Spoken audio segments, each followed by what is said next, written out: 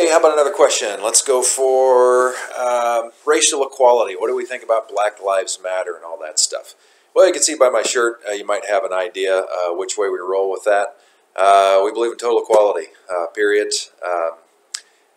I think it's dishonest to try to go through life, especially living in our country, thinking that our eyes have not been formed.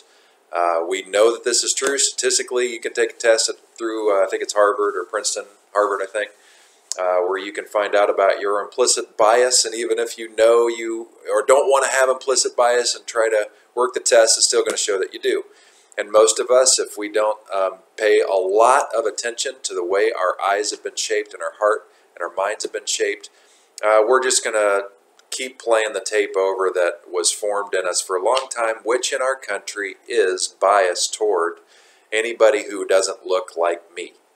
So if I'm a white guy, even have blue eyes, if I am the pinnacle of power and success in our country, which has been the case for a very long time, our bias is going to be in my favor and against most others, particularly African Americans. And so, do Black Lives Matter? Yep. Do Blue Lives Matter? Yeah, of course we love cops. Two very different issues. So don't think that if you're for one, you're against the other. That's just not how it works. There are serious, serious issues around the issue of racism in our country, and we have to constantly be after them because they're not going away, and it's not going to be easy, and it's going to take probably a generation or two more before we really get there. But that doesn't mean we wait. That means we go forward with strength and hope and perseverance to bring as much equality as possible now, because the deck is stacked against people of color in our country. And that's got to stop. It's not who we are as a country.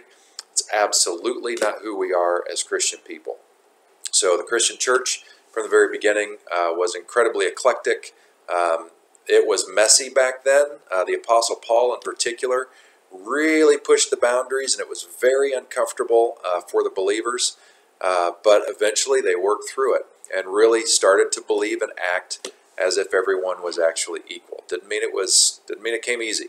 So by the way, if you grew up in a church and you think, well, gee, this is God's place, it should be so much better than this. Yep, but it's still going to take time because this is heavy-duty, complex stuff that has its trace deep in our history, and we need to be honest about that and start moving forward toward what we know we need to do. Hope that helps. You're all welcome here no matter what color your skin is, or what language you speak, or what country you come from, or whether or not you're undocumented or legal or whatever. You're welcome here, and we will help you in your pursuit